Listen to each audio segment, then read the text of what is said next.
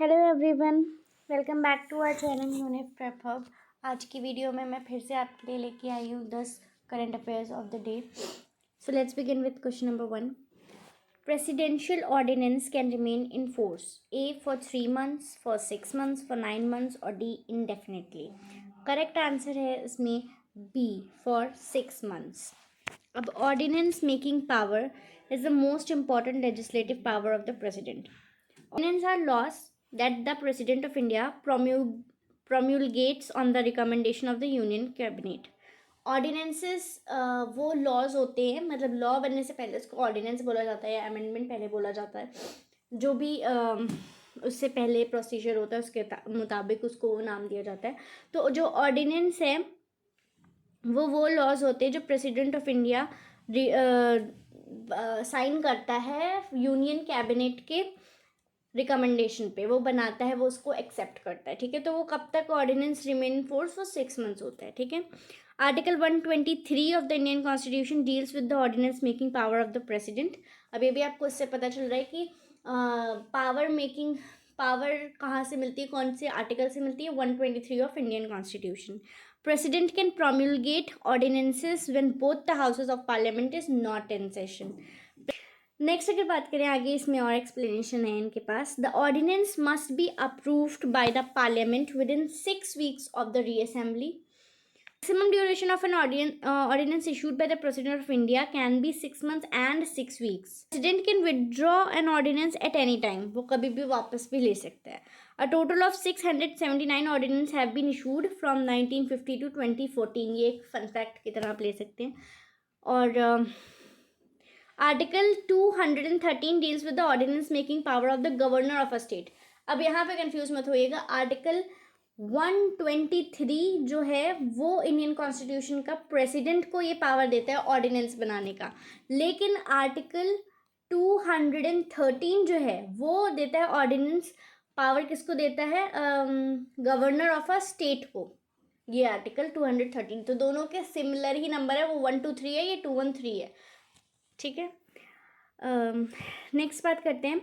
Judicial review in the Indian constitution is based on. उसका option है A rule of law, B due process of law, C procedure established by law और D presidents and conventions. Procedure established by law. ठीक है, अब इसका थोड़ा explanation पढ़ते हैं। Judicial review is governed by the principle of procedure established by law as given in Article 21 of the Indian Constitution. Next अगर हम बात करें तो the law has to pass the test of constitutionality. If it qualifies, it can made a law. तो वो जो judicial review करते हैं उसमें एक टेस्ट लेते हैं वो, कि ये जो लॉ बना रहे हैं हम, यानी वो लॉ बनने से पहले उसका टेस्ट होता है कि ये कॉन्स्टिट्यूशनली अप्रूव्ड है, कोई भी सेक्शन या कोई भी आर्टिकल को कॉन्ट्राडिक्ट तो नहीं कर रहा है। ये चीज़ का बहुत ध्यान रखा जाता है। On the contrary the court can declare it null and void. Null and void तब डिक्लेयर कर सकता है अगर ये किसी भी कॉन्स्टिट्यूशनली उसको कंट्राडिक्ट कर रहा हो, मतलब खिलाफ जा रहा हो, ये कॉन्स्टिट्यूशनैलिटी के अगेंस्ट जा रहा हो। चलिए अब क्वेश्चन नंबर 3 पे। Where the presiding officer is not the member of that. A Lok Sabha, B Rajya Sabha, C Vidhan Sabha, D Vidhan Parishad. इसमें अगर हम बात करें तो वो है option number B correct answer. Presiding officer is not the member of that Rajya Sabha. ठीक है, list of presiding officers of parliament, speaker of Lok Sabha, deputy speaker of Lok Sabha if the speaker is absent. ठीक है, और चेयरमैन ऑफ राज्यसभा यानी कि vice president, deputy chairman of Rajya Sabha if the chairman is absent. Speaker आपके लिए important हो सकती है। Vice president of India is x official chairman of Rajya Sabha. Vice president of India जो होता है वो राज्यसभा के chairman, x official chairman of Rajya Sabha होते हैं।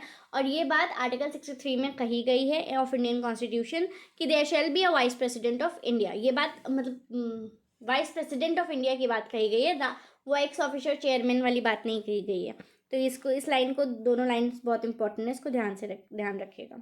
The vice president act as a president in the absence of the president due to death, resignation, impeachment और other situation से। तो आपको पता ही है, अगर वाइस प्रेसिडेंट के साथ कोई इमरजेंसी, प्रेसिडेंट के साथ इमरजेंसी आती है तो उनका स्थान वाइस प्रेसिडेंट लेंगे, इसीलिए तो वो होते हैं, है ना।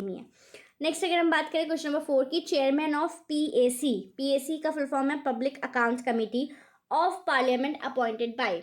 चेयरमैन ऑफ पीएसी किसके द्वारा अपॉइंट किया जाता है? A chairman of Rajya Sabha, B president, C prime minister of India, D speaker of Lok Sabha. Correct answer is D speaker of Lok Sabha.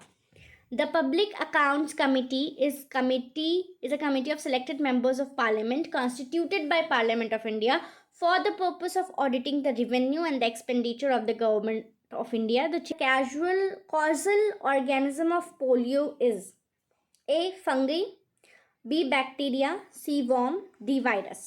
इसका आंसर है डी वायरस. पोलियो और पोलियोमिलिटिस इसका जो एक्चुअल नाम है is a disabling and life-threatening disease caused by the polio virus. The virus spreads from person to person and can infect a person's spinal cord causing paralysis. ठीक है.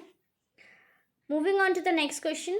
अच्छा, इसमें कुछ ज़्यादा एक्सप्लेन करने के लिए नहीं था, ये बहुत ही सिंपल सी चीज़ है कि पोलियो या उसका जो एक्चुअल नेम है साइंटिफिक पोलियोमाइलिटिस, ठीक है, वो एक बहुत ही खतरनाक बीमारी होती है जिसमें आपको वो या तो विकलांग बना देगी या वो आपकी जान ले लेगी. विकलांग ऐसे क्योंकि वो आपके स्पाइनल कॉर्ड पे ज़्यादा इफेक्ट करती है, जिसकी वजह से प्रॉब्लम किसी भी पार्ट ऑफ द बॉडी में हो सकती है और ये एक पर्सन टू पर्सन फैलने वाली बीमारी है. Question number 6. The wings of birds are homologous to man's. A legs, B shoulders, T toes alone, or D forearms.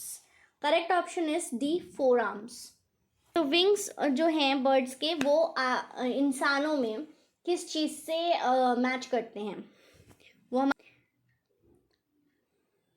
क्यों होते हैं ऐसा? देखिए यहाँ पे ये बात लिखी हुई है. Both are supported by same set of bones. एक humerus, radius, ulna, carpals and metacarpal bone है जिससे ये सेट ऑफ बोन्स सेम होती हैं उन बर्ड्स में भी और ह्यूमंस में भी, इसीलिए हमारे फोर आर्म्स उनके विंग्स के बराबर होते हैं. क्वेश्चन नंबर 7 पे चलते हैं. Which of the following plant pigment absorbs in red and far red region of light? A carotenoid, B chlorophyll, C cryptochrome, D phytochrome. Correct answer is A carotenoid. या इसका answer carotenoid नहीं है, फिटोक्रोम इसका answer है 7th का. Sorry. Next पढ़ते हैं ads. Question number 8 का. AIDS virus destroy basophils, neutrophils, C monocytes, D lymphocytes. Yes, तो क्वेश्चन नंबर 8 का आंसर है लिम्फोसाइट्स. इसकी एक्सप्लेनेशन जान लेते हैं थोड़ी सी. अच्छा, तो हमारी बॉडी में इम्यून सिस्टम जो होता है हमारा, उसमें एक चीज़ है लिम्फ, जो लिम्फोसाइट जिसको फिर नाम दे दिया गया है. तो वो जो एड्स HIV वायरस होता है वो हमारे इम्यून सिस्टम को अटैक करता है. वो किसके थ्रू अटैक करता है उसको कहते हैं लिम्फोसाइट्स. यहाँ पे यही चीज़ बताई गई है. तो AIDS virus destroys lymphocytes. Lymphocytes को वो डिस्ट्रॉय करता है तो वो हमारे इम्यून सिस्टम पे अफेक्ट पड़ जाता है उस चीज़ का. ठीक है. या फिर आप ये कहिए कि अटैकिंग हमारे इम्यून सिस्टम पे करता है तो वो किसके थ्रू करता है? वो लिम्फोसाइट्स के थ्रू करता है. सॉरी, थोड़ा नाम अजीब है इसका, उसको लर्न करना पड़ेगा, इसकी स्पेलिंग भी. निडीमर formation in DNA is caused by. Formation इसकी होती है, जो भी नाम है इसका, उस DNA में किससे होती है? A UV rays, B X rays, D C जो है B and G rays, D IR rays. तो यहाँ पे एक्सप्लेनेशन पहले पढ़ते हैं हम इसका. थिमिडाइन डाइमर्स, ये तो फिर भी पढ़ा जा रहा है, ऊपर वाला थोड़ा ज़्यादा ही कॉम्प्लेक्स है. Thymidine dimers are produced when adjacent thymidine residues are covalently linked by exposure to ultraviolet radiation. Covalent linkage may result in the dimer being replicated as a single base, which results in a frameshift mutation. Okay, again a deep science जिसको हमें जानने की ज़रूरत नहीं है, बस हमें इतना जानना है कि थिमिडाइन डाइमर जो है वो एक DNA में एक चीज़ होती है. वो किसके थ्रू बनती है? वो UV रेस के थ्रू बनती है, अल्ट्रावायलेट रेडिएशन के थ्रू बनती है. बात इतनी सी सिंपल सी है और इसकी स्पेलिंग याद कर सकते हैं. That's it. Moving on to the next and the last question. Wilting of plants occur due to excessive A transpiration, B respiration, C guttation, D absorption. अब विल्टिंग ऑफ प्लांट्स क्या होता है पहले हम इसको जान लेते हैं. Wilting is a condition when the amount of water lost from the plant during transpiration is greater the amount of water absorb from the soil. जो है थोड़ा सा इसको समझना पड़ेगा.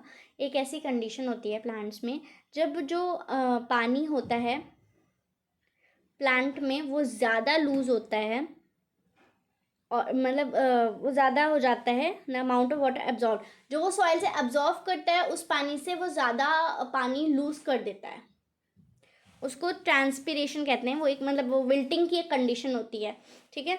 तो इसका आंसर होता है वो क्यों होता है, वो एक्सेसिव ट्रांसपीरेशन के दौरान होता है ऐसा, ठीक है। That was it for the video.